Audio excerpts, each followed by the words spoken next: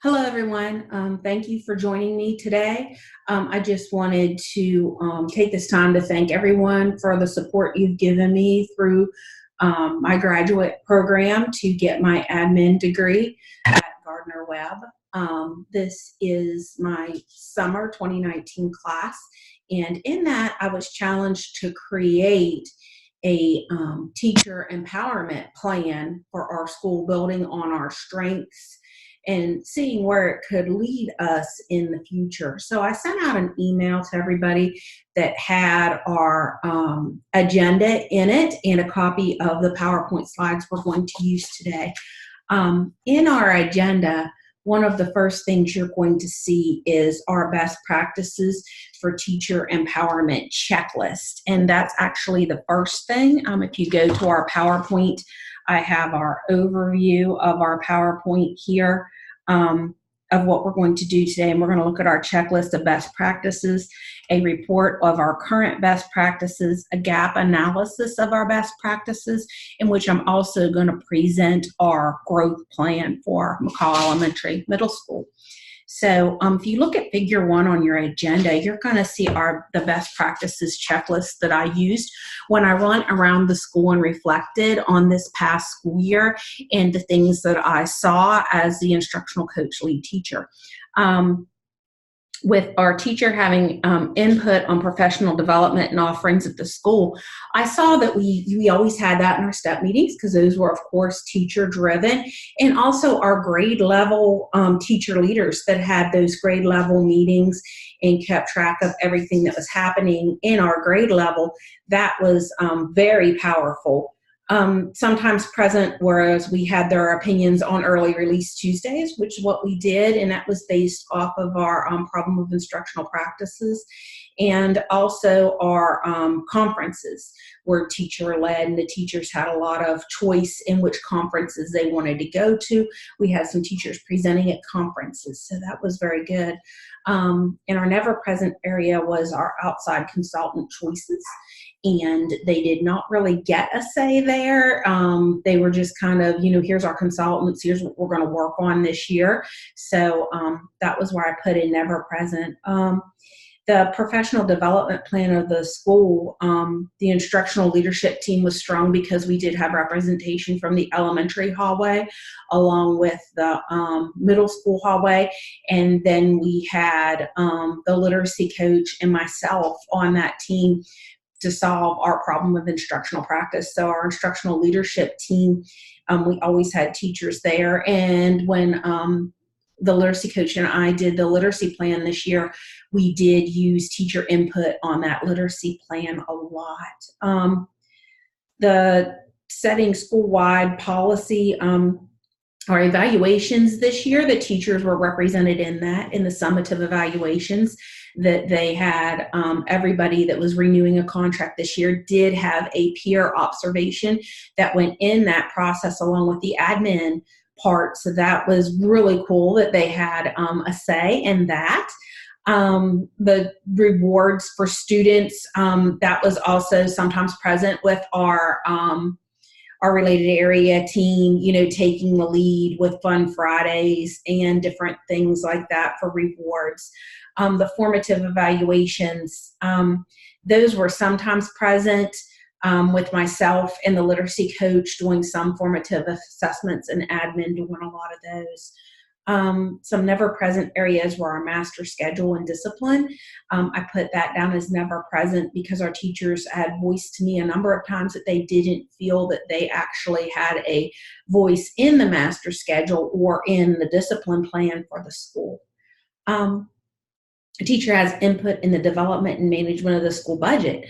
The lab materials for 5th, 6th, 7th, and 8th grade science, all the science teachers worked on that, and they were allowed to put in for their own materials. I also know that related areas also got to purchase and come up with what their money was going to be spent on. And the media specialist sent out an email with the money that she had to allow teachers to purchase, to put input into how the funds were spent and what was purchased. Classroom supplies, I know I took the lead on paper, pencils, travel boards, things like that that teachers would get out of the supply closet. And I did pass out a lot of those supplies. And when they asked for things, I took them to their room for them. Some areas they didn't feel like they had any say in were technology items in academic programs. They felt that they weren't getting too much of a say there. Teacher plays a role in the hiring process was my last one under practice. Always present was the media specialist. She sat in on all the interviews and was a part of the hiring process. And we also had mentors for all of our first year teachers, those South Carolina State trained mentors that were there to help our first year teachers through that process. Sometimes present were job fairs. I know I went to a job fair at Coastal Carolina, and I also attended the district job fair along with 2 other teachers that were there for the district job fair. So instructional coaches helped out there with job fairs too. But classroom teachers were not rotated through on the interviews, and some of them had stated some questions. They asked me if I was sitting in on interviews, and I told them no. And they were expressing some concerns about not being able to be a part of that. So I'm going to go ahead, and that was the checklist, and that was what I used, the criteria I used to go around and kind of reflect and gather data for us. So I'm going to jump back to the PowerPoint now. And I'm on the report of best practices, and it is the slide right here. And from my report of best practices, I came up with some of our very strong strengths, and things that I loved were our STEP and our STEP meetings. That was very teacher driven, a lot of teacher empowerment there. We had a lot of teacher empowerment with those teacher leaders that led those teams each week with their conversations and just the basic team running day to day of their grade level teams. The ILT was another strength we had, with teachers sitting on that and being able to be a part of that instructional leadership team and making those instructional decisions that were going to guide our school. Summative evaluations, I had those as being strong, with everybody who was renewing a contract having a peer observation included along with with the 2 administrative observations, giving a third of their overall score for renewing their contract coming from a teacher just like them. So that was very strong. Purchasing of materials, I put us as very strong there, because they actually got to go through the catalogs, pick their own items, and they had to be reviewed by the district office as part of policy, but they still got to pick their own items and what was going to be purchased for those labs and for art and those areas. And the mentor program for new teachers was very strong in our building, I thought, because everybody had a mentor that really took the job seriously. Because when I went and was checking up on those first year teachers, those mentors were right on top of what they needed, and wanting to know if there was anything else they could do for those new teachers, if those new teachers expressed anything to me. And if I did have a concern or something that I thought would be cool, to help the first year teachers out, those mentors were right there to help me out and wanting to take the lead with those new teachers. So I felt that that was a very strong program in our building. It was wonderful. I'm going to go now over to the gap analysis of best practices, and I'm going to start out with building efficiency and empowerment among staff. This was actually one of our weakest areas, and the reason why it came out so weak was that action plan that went into our school improvement plan was not developed by teachers at all. I know that I didn't even sit on the development of the school improvement plan. I was asked to sign it after it was created, but as for setting up the action plan and the timeline, that was, the teachers didn't have an input in that, and I actually read about it after it was created and signed off on it. Also, the discipline plan at our school. A lot of teachers had stated some things about that discipline plan and wanting more input on the discipline plan. Another gap we had, recruitment, placement, and mentoring of staff.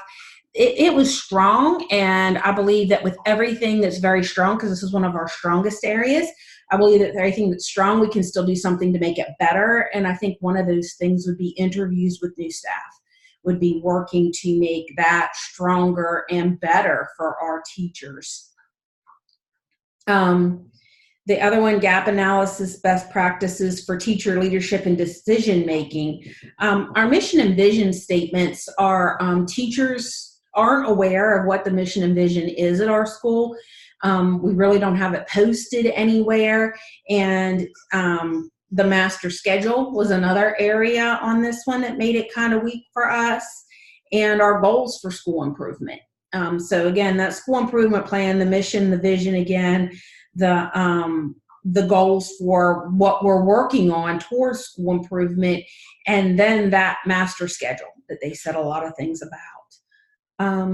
Another area, this was actually our strongest area, was results-oriented professional development, and we were very strong in that one.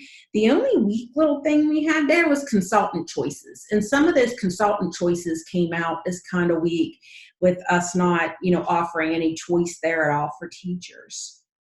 And our last area, approaches for evaluation of staff.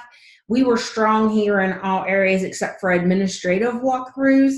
The teachers really did not feel that they got too much feedback on that. They said that they were asked to reflect. They turned the reflections into the boxes outside of either the principal's door or the assistant principal's door, but they never heard anything else on that.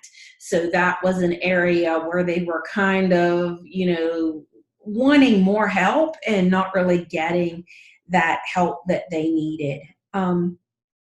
Right now, I'm going to go over the growth plan and what I kind of came up with, those areas of weakness on some things that we could do here at the school, some little fixes that would make those a little bit better. With our the building efficiency and empowerment of staff, that action plan, if we were to go back to the whole idea of the school improvement plan and start with setting up those the goals, the vision, the mission, if we started the year out at the very beginning of the year by having the teachers kind of come up with what our vision and our mission should be, and charting that out on paper and taking ownership of that during those first few days of the school year, I believe that could really empower our staff a great bit, and that they would then take ownership of this and it would become something that they believed in. After that meeting, if we could have them sign up, those that wanted to sign up to be on a school improvement committee, and then that committee could then come together later on in the year and then take a deeper look at what our goals should be, to set up our goals for the following year and have that done by maybe March, so that we could work on the goals and we could work on our action plan. Then that team come up with that, and the team could present the goals at one step faculty meeting, and they could present the action plan at another, so that the staff knows that the vision, the mission, the goals, the action plan, the timeline, all of that was all teacher created, to give the teachers some buy-in into that, so that they understood the purpose and the direction of the school, so that we had that school buy-in, so that we could actually see that. And I've included in there some little formative and summative assessments for these ideas to kind of make this come to life. Another area is our discipline plan. A lot of teachers had expressed issues with the discipline plan, but I think it's a lack of understanding, because sometimes when I explain to them that if a child is in the SIT process, or if a child has an IEP or a 504 plan, sometimes things have to go in a different way. When I sat down and actually conferenced and coached the teachers through the issues they were having with this, I found out that sometimes it was just a lack of them not understanding the layout of the plan. So I think that if we meet with them, and if they're presented a chance for them to voice their opinions, and if they're educated as to why some of the decisions are made, they'll get behind us more with it. So I think that if we did a survey, if we did an education round with them to show them, the how and the why with the plan, and then allowed them to put their input into the plan when we were, actually creating the plan, that they would understand more. And I think we would have more support, both from the teachers, from the kids, and then also it would lead up to an easier time for admin in dealing with those discipline issues. Another area that they had expressed concern with were those interviews of new staff. And with that, I know the librarian was in on all the interviews, but some of them had questioned, why other staff members weren't included. So I think maybe if we had a sign up for that and we kind of had an interview committee, and we could go by, the grade that we were interviewing, the type of position we were interviewing for, the department, we could then pull those teachers and have them take a part in it. And when they took a part in the hiring of those teachers, we might have an even stronger support of those teachers beyond that first year, because I know we're very strong with first year. And where I kind of saw a gap here was also with our teachers that crossed over from North Carolina. So they had years of experience. These are veteran teachers, who have retired from North Carolina. They come over here to South Carolina and they're kind of dumped in the classroom, and they don't get a mentor because they're not a first-year teacher. They're not a cap and gown new graduate teacher. So they're not getting that state-supported mentor support. But I think that if we had a teacher sitting in our hiring process and they said, hey, we really want this person here. We want this person in our building. We want them teaching with us, that they would have more of a buy-in, and we could get support without having the state-paid mentor position. For that, having somebody step up and say, hey, I'm going to be here for this person. They're a good fit here at our school. I like the way they interviewed. I know they're going to be, they're going to be a great asset to the building, and we could get them added into the building. The master schedule was another area, and my thoughts on the master schedule was to have the teachers reflect at the end of the year on the master schedule, send in their opinions on it, and then the admin team kind of create 2 versions of the schedule, go over the benefits, the drawbacks to both of those schedules, tell them why things have to be the way they are in the schedule, and why those tough decisions are made with who has planning first, because I know this year we had a lot of issues with kindergarten being upset because their planning was so early in the day, and they were used to that last period planning at the end of the day, and they were saying their kids were tired, and it was causing a problem with their math block and with their ELA block because of when their planning was and then when their lunch was.